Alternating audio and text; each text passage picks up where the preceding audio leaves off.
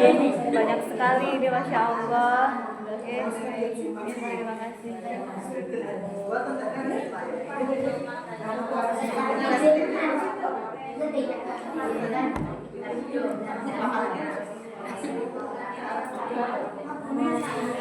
Oke, sambil menunggu yang lain ya, Ibu, mari kita lanjut. Bismillahirrahmanirrahim. Assalamualaikum warahmatullahi wabarakatuh. Waalaikumsalam warahmatullahi wabarakatuh. Alhamdulillahirabbil alamin wa bihi nasta'in ala umuri dunya waddin wassalatu wassalamu ala asrofil anbiya'i wal mursalin wa ala alihi wa sahbihi ajmain. Rabbi sholli sadri wa yassirli amri wahlul 'uqdatam min lisani yafqahu qawli.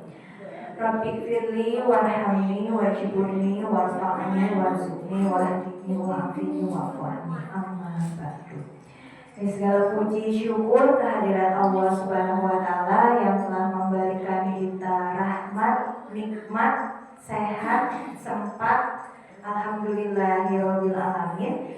Yang masih bisa kita silaturahmi di sini ya, berkumpul di tempat yang insya Allah diridhoi oleh Allah. Amin ya rabbal alamin. Maka dari itu mari kita ikrarkan puji syukur ini dengan membaca hamdalah bersama-sama. Alhamdulillahirabbil alamin. Tidak lupa juga mari kita selalu mengingat atas kesalahan dosa-dosa kita, tidak luput dari yang sadar maupun tidak sadar. Mari kita sama-sama membaca istighfar bersama-sama. Astagfirullahaladzim. Salawat serta salam tidak lupa mari kita curahkan kepada baginda kita, Nabi kita, Nabi Muhammad Sallallahu Alaihi Wasallam, kepada keluarganya, kepada para sahabatnya, kepada para tabiin, pengikutnya, dan mudah-mudahan sampai kepada kita selaku umatnya. Amin, amin ya rabbal alamin. Oke, yang selanjutnya, bagaimana kabarnya ibu-ibu? Alhamdulillah sehat nih. Alhamdulillah sehat. Kalau kata Bu Topa, gimana rasanya? Awalnya seneng, akhirnya seneng, kayak gitu kan. Alhamdulillah ya. Alhamdulillah ya, kita senang, kita sehat, gitu ya. Pagi-pagi hari ini, hari Senin juga minggu pertama, gitu ya. Mudah-mudahan menjadi satu langkah gitu ya untuk minggu kedepannya menjadi lebih baik. Ya. Biasanya hari Senin ini kita satu hari atau hari pertama dalam minggu ini gitu ya, dibuat kita sebaik-baiknya agar nanti hari-hari berikutnya ikut menjadi baik. Amin, amin, bismillahirrahmanirrahim. Insyaallah. Monggo yang sudah dapat unjukan apa ini namanya, pacitan, apa ini, snack, monggo yang sudah disekecakan. Walaupun bukan saya ini, terima kasih banyak saya ini, masya Allah banyak sekali gitu ya. Monggo kalau mau ditungguin nggak apa-apa. Kita baca bareng-bareng Bismillah sebelum makan, membaca doa. Bismillahirrahmanirrahim. Alhamdulillahirabbil alamin. Allahumma barik lana fima razaqtana wa qina adzabannar. Amin, amin ya Allah ya rabbal alamin. Mudah-mudahan minuman dan makanan ini menjadi tenaga, menjadi energi yang baik untuk masuk ke tubuh kita, gitu ya. Amin. Monggo.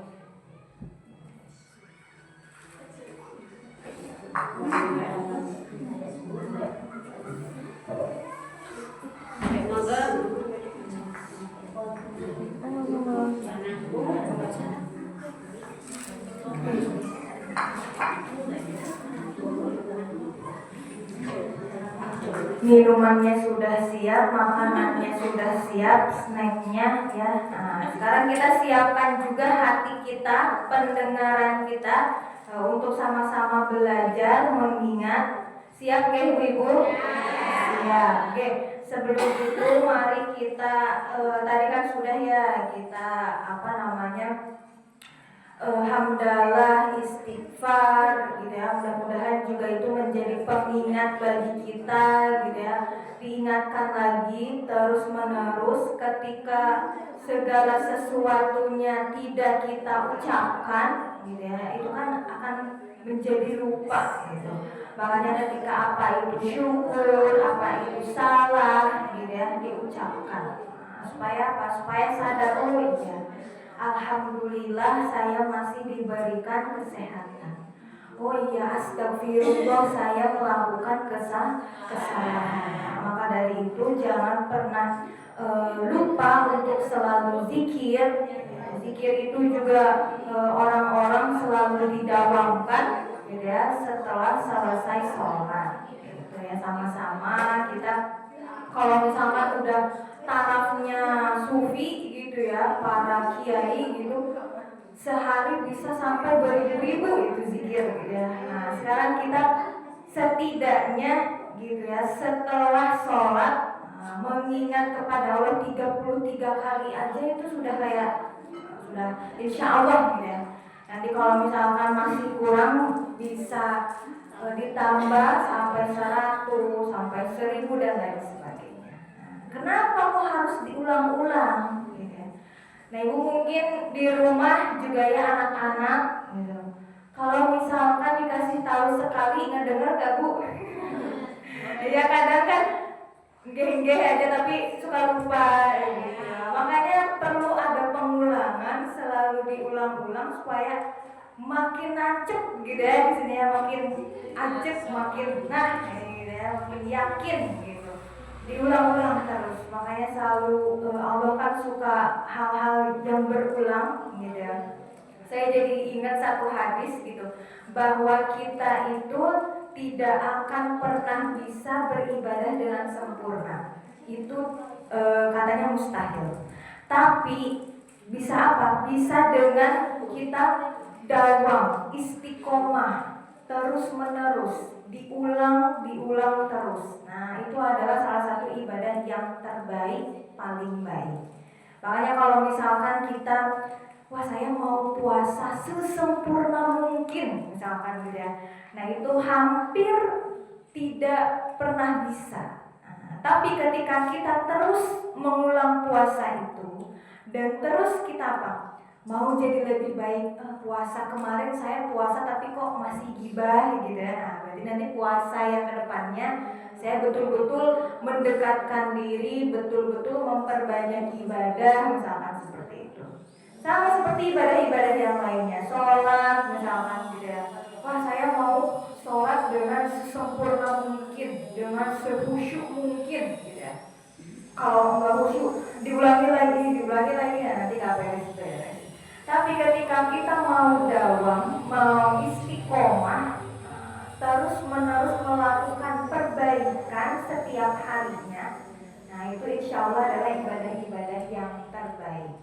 Nah, makanya itu kita semua selalu mencoba untuk memberikan yang terbaik apapun itu. Makanya jangan sampai kita kita sudah tahu hati ini kadang bolak-balik gitu ya. Kadang imannya di atas, kadang imannya di bawah. Jadi jangan sampai kalau misalkan ketika imannya lagi semangat-semangatnya, lagi pengen sholat jamaah 5 waktu gitu ya di masjid, jangan dinanti-nanti. Jangan nanti aja besok juga pasti kerasa lagi misalkan gitu kan. Segala sesuatu yang baik harus disegerakan karena namanya hati ya suka bolak-balik gitu. Suka ngerasain nggak bu kalau misalkan ya kalau misalkan hari ini saya mau masak sop deh gitu ya, kayak masih mau masak sop tapi terjadi gitu ya, jadinya kayak ya udah goreng tempe aja yang praktis misalkan gitu kan. Ya hati ya namanya. Makanya ketika punya yang baik gitu ya, segera dilakukan saat itu. Ketika misal mau ngasih seseorang, mau sedekah, aduh kok kayaknya sedekah saya cuma sedikit gitu ya, nanti aja deh besok nunggu banyak misalkan, nggak usah kayak gitu. Seberapapun itu kalau misalkan diniatkan, insya Allah nanti berlipat-lipat. Jadi bukan sedekahnya yang harus berpuluh-puluh, yang harus banyak itu enggak, tapi niatnya. Apalagi kalau dilakukan dengan terus-menerus tadi, gitu ya, insya Allah kita akan menjadi lebih baik lagi. Nah ingat minggu-minggu yang lalu, gitu ya, saya sudah menjelaskan bahwa ketika kita selalu berbuat kebaikan, ketika kita selalu menanam hal-hal yang baik, gitu ya, nah insya Allah kita akan memanen hal-hal yang baik juga.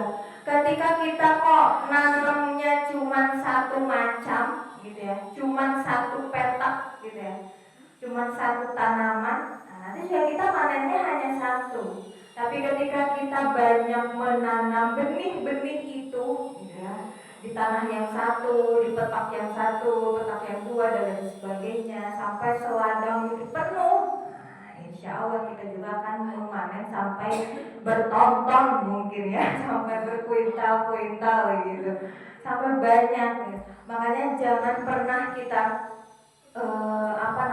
gitu, saya sudah berbuat baik kemarin gitu, nanti berbuat baiknya besok lagi gitu. Jadi sebanyak-banyaknya hari ini gitu ya, terus memperbanyak kebaikan-kebaikan itu.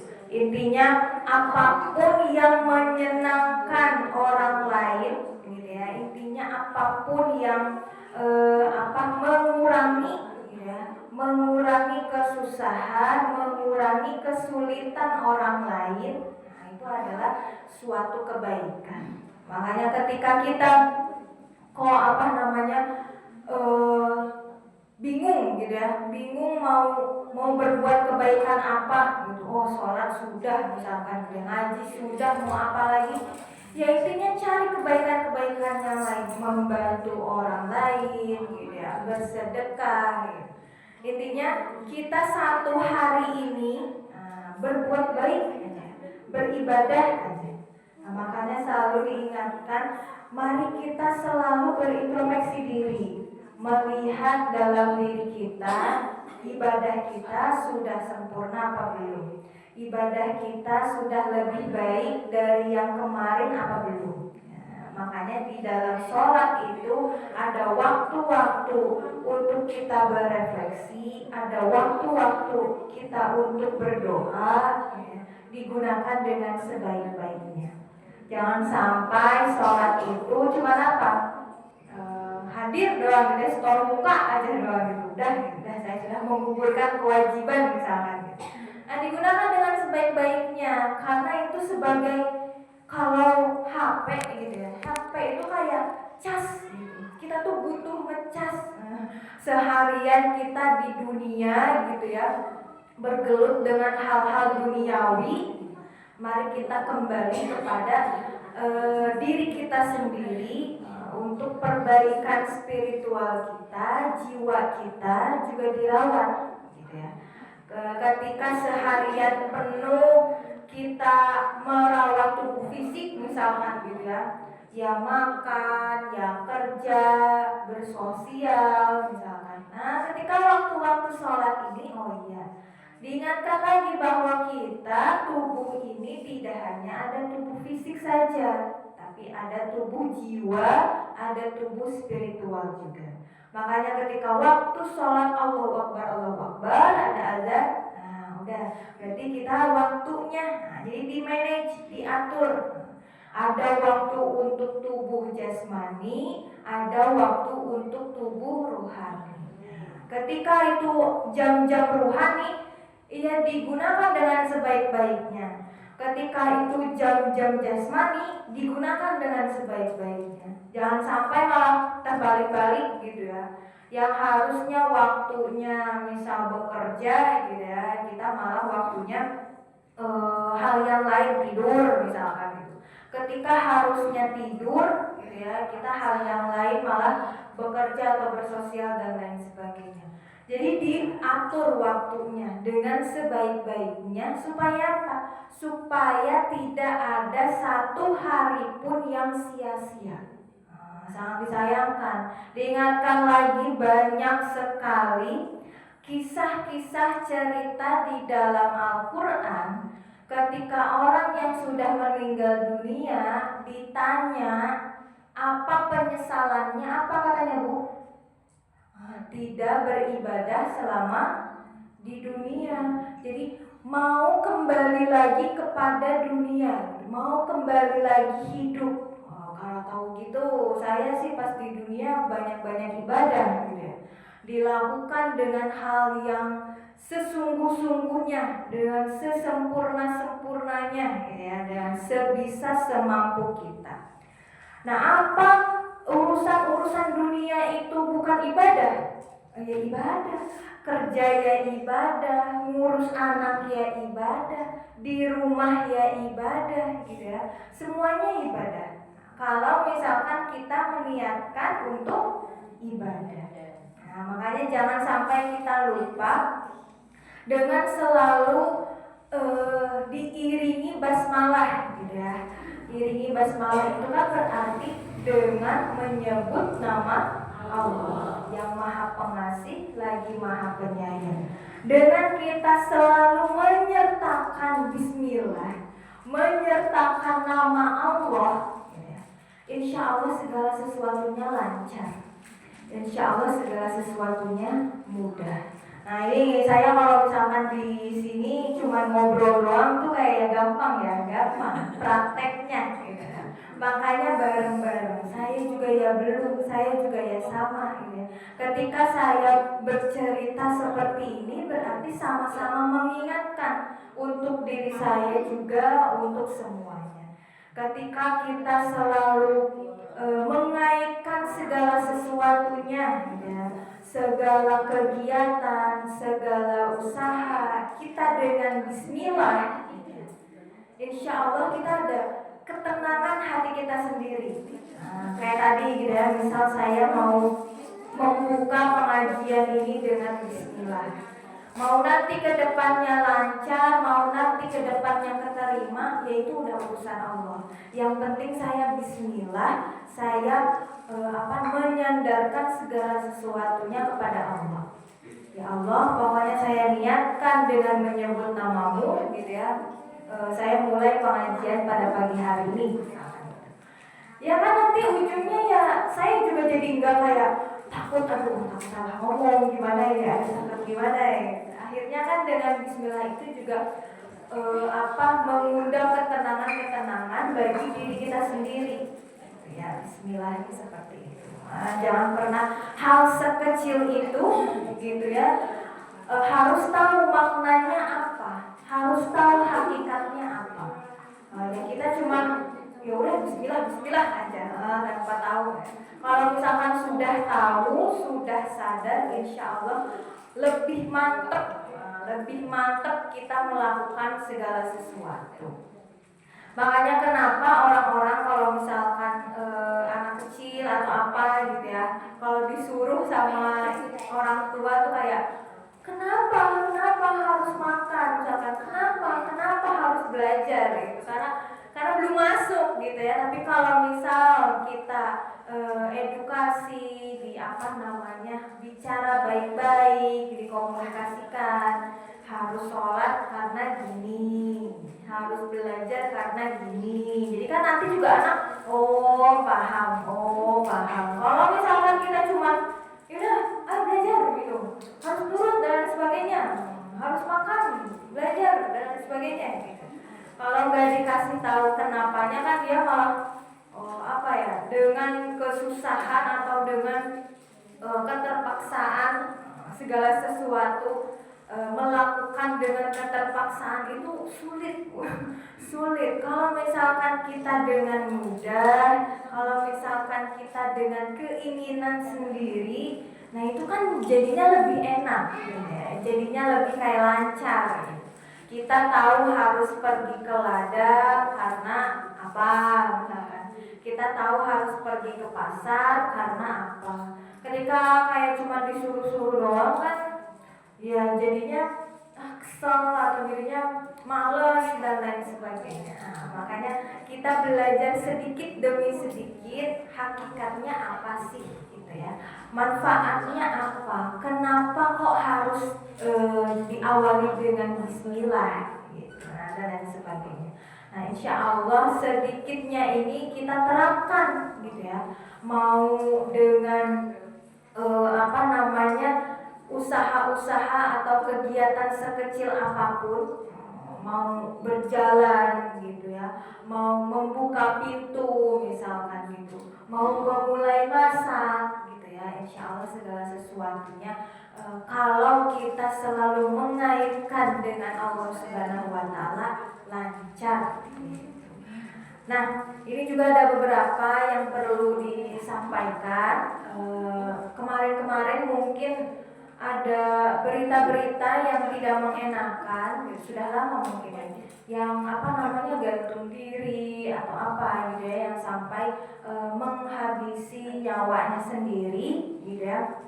Perlu diingatkan ibu-ibu, di KUA juga ada konseling namanya gitu ya, ketika diperlukan untuk bercerita, berkeluh kesah gitu ya. Nah, kami sebagai penyuluh juga tidak hanya memberikan bimbingan di majelis taklim, tapi kita juga menerima konseling, menerima masalah-masalah atau solusi gitu. Ada senior-senior kami penyuluh di KUA gitu ya, insya Allahnya selalu siap.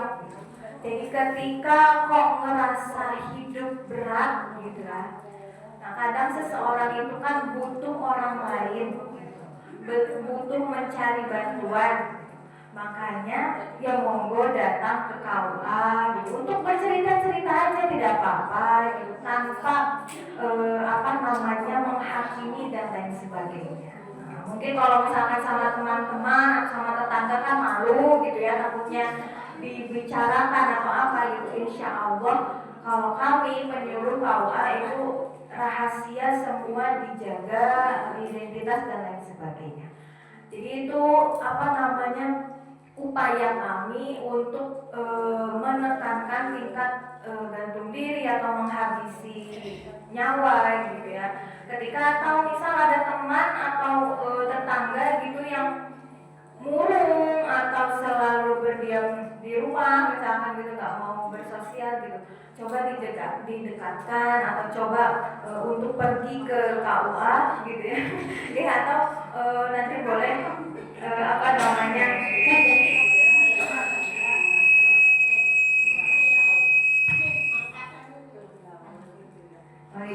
bisa dihubungi ke KUA atau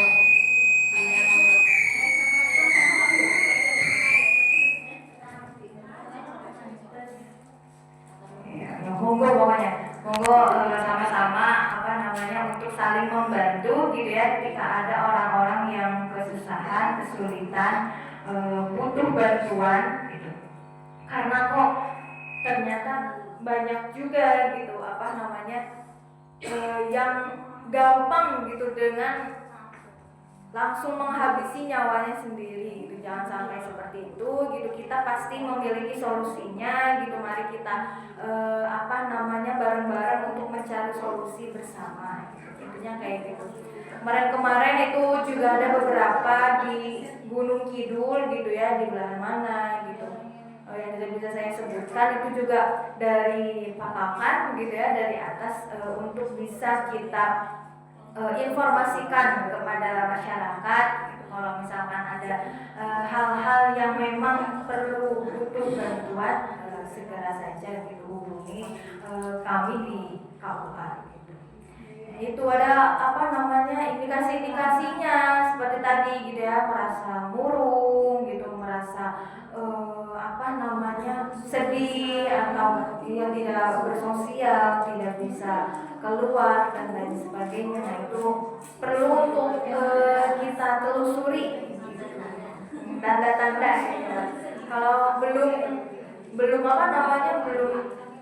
parah gitu ya didekatkan aja gitu. Kalau misalkan itu diminta cerita dan lain sebagainya, menjadi pendengar yang baik gitu Ya kadang kan orang-orang seperti itu hanya butuh didengarkan tanpa dihakimi dan lain sebagainya. Didengarkan aja masalah-masalahnya. Oke, sangat sayang sekali ketika kita punya masalah terus tidak menemukan solusi, tapi malah larinya kepada hal-hal yang merugikan diri gitu ya. Nah, itu kan namanya zalim juga ya. Zalim kepada diri kita sendiri, nyawa kita sendiri. Allah itu sudah ngasih kok kehidupan, rahmat yang sangat amat besar gitu ya. Nah, ketika itu mari kita coba untuk didekatkan atau mungkin merasa sangat berat gitu ya, masalah-masalah tersebut gitu ya. Jangan langsung kita malah kurang iman itu, kurang bersyukur, jadul gitu jadul. Jadi takutnya orang-orangnya malah langsung down. Didengarkan saja dulu, didengarkan. Mungkin yang memang kapasitas kita berbeda, mental kita berbeda. Ya orang kan kalau diomongin dikit ya masih oke lah gitu. Ada orang yang langsung menciut, langsung sedih, langsung apa kan beda-beda. Jadi ya ketika menghadapi orang-orang seperti itu didengarkan saja dulu perspektifnya seperti apa, diajak ngobrol maunya bagaimana gitu, supaya bisa sama-sama ya kita itu hidup di dunia, dipergunakan hidup kita dengan semaksimal mungkin, digunakan hidup kita untuk ibadah itu betul-betul gitu ya. Sangat disayangkan kalau misal kita mempunyai 1-2 masalah gitu ya, tapi kok jalan keluarnya dengan merugikan diri kita gitu ya. Kenapa tidak kita menyerahkan segala sesuatunya kepada Allah Subhanahu wa taala. Nah, ketika kita menyerahkan segala sesuatunya, tawakal tadi gitu ya, jangan lupa sebelum tawakal kita harus ikhtiar, harus usaha. Usaha kita apa? Misal ketika kita kok pusing banyak utang misalkan gitu ya, banyak pinjaman dan lain sebagainya, duit ini gimana gitu ya. Misal dari lubang tutup lubang di sana gitu. Ketika semua itu kita coba mengatur atau kita coba petakan gitu. Wah, ini kenapa saya bisa berhutang, apa yang harus bisa saya kurangi, apa yang harus bisa saya solusikan misalkan gitu ya. Oh berarti saya misal libur dulu apanya gitu ya, belanja apa dan lain sebagainya gitu. Diatur sama-sama, dicoba ketika itu kok utang pribadi atau utang keluarga gitu ya, dirembuk. Pokoknya segala sesuatu diuraikan. Diuraikan sama-sama dikomunikasikan. Jangan hanya disimpan di otak. Kalau hanya disimpan di pikiran, jadi beban, penyakit, udah gitu. Nah, jadi ketika ada di pikiran-pikiran ini, coba diuraikan. Oh, saya punya utang segini dan lain sebagainya. Diuraikan dulu. Kalau saya selalu bikin analoginya gini, ketika kita dikasih tugas 531 dikali 12. Wah, kita kalau misalkan tidak ditulis gitu ya kan tidak bisa menemukan jawabannya. Nah, sama seperti masalah-masalah itu gitu ya, pikiran-pikiran itu diuraikan. Coba diuraikan, jangan hanya disimpan di pikiran aja. Nanti jadi beban, nanti malah udah pikiran kemana-mana penyakitnya ya, naudzubillah. Nah, makanya ketika kita mau ketika pokoknya supaya kan atine pengennya senang, uripe senang. Berarti ya kita juga harus bisa mengatur pikiran-pikiran kita. Nah, pikiran kita ini tuh sumber sebenarnya. Sumber kita mau baik, mau sehat gitu ya. Nah, insya Allah ini kalau misalkan tips-tipsnya orang Jepang gitu ya, yang kok hidupnya bisa sampai beratus-ratus tahun.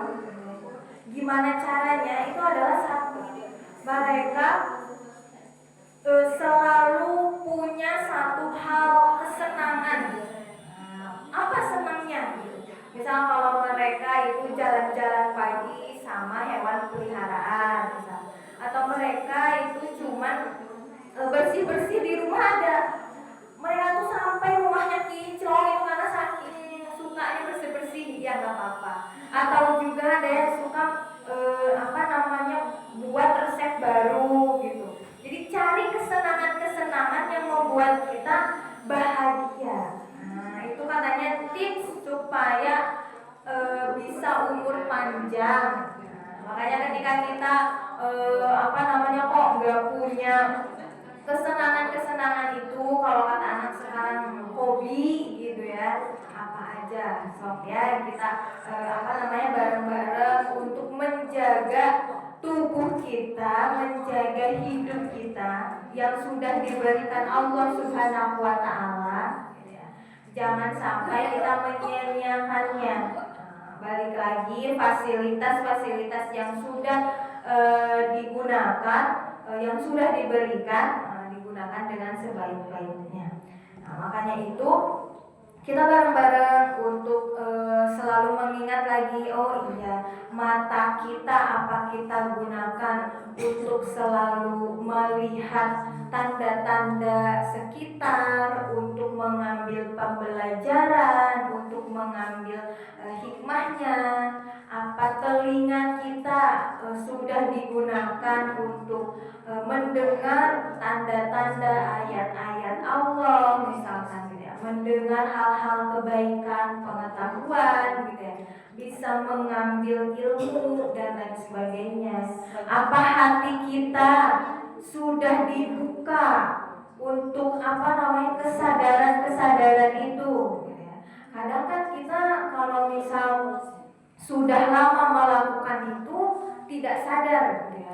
Misalkan sudah jadi rutinitas aja, setiap pagi bangun menyiapkan sarapan gitu ya, wedangan gitu, apalagi itu biasanya sama kopi, teh apa gitu. Itu sudah biasa gitu ya.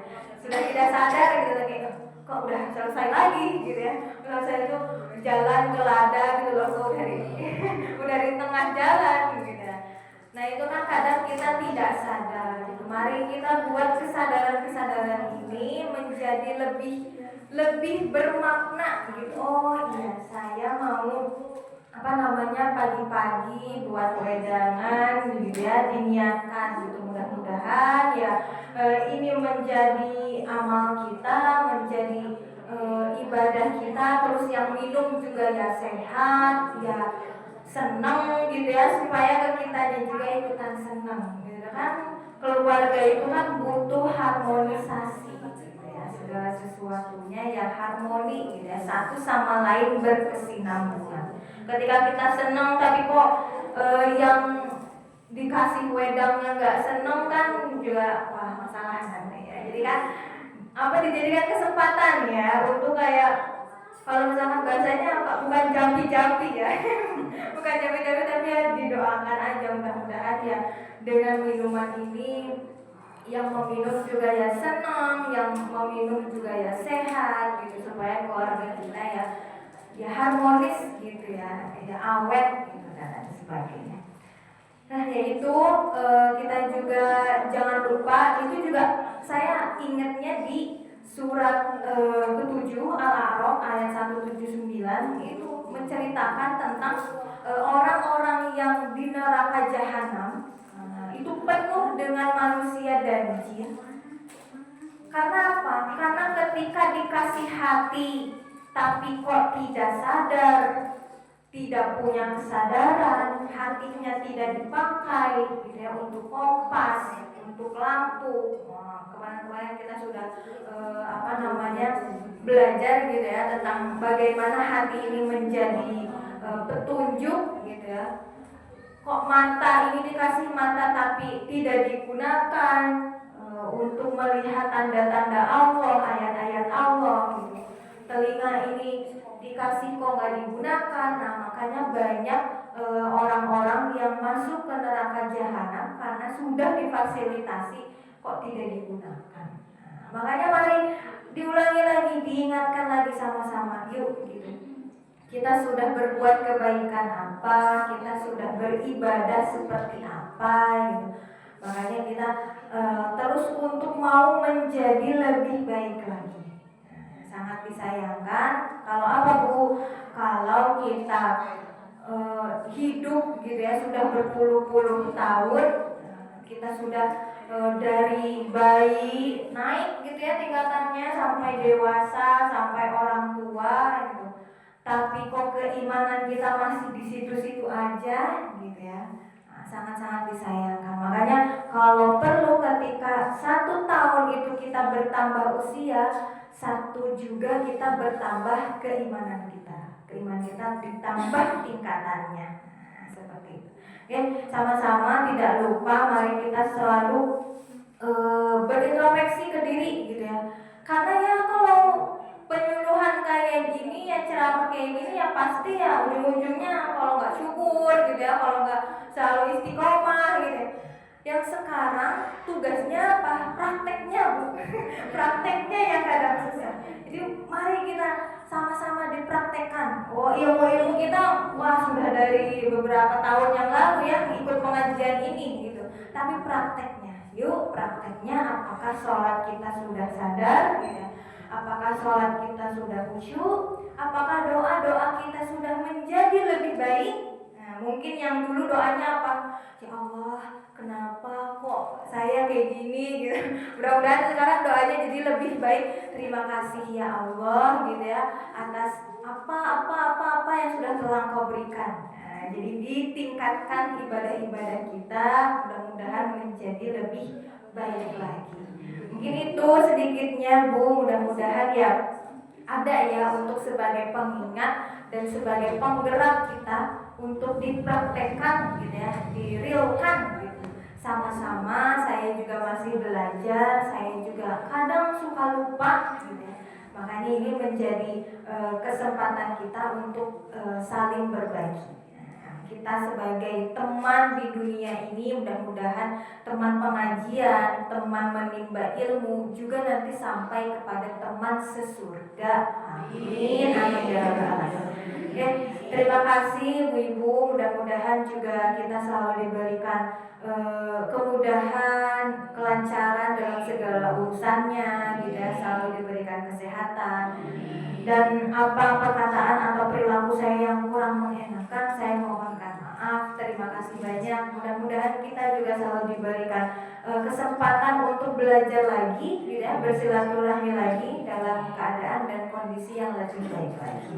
Amin amin ya rabbal alamin. Hasbunallahu wa ni'mal wakil, ni'mal maula wa ni'man nasir. Akhirul kalam. Sebelum ditutup, mari kita membaca hamdalah dan kifaratul majlis bersama. Alhamdulillahirabbil alamin. Subhanallahumma wa bihamdika asyhadu an la ilaha illa anta astaghfiruka wa atubu ilaik. Terima kasih.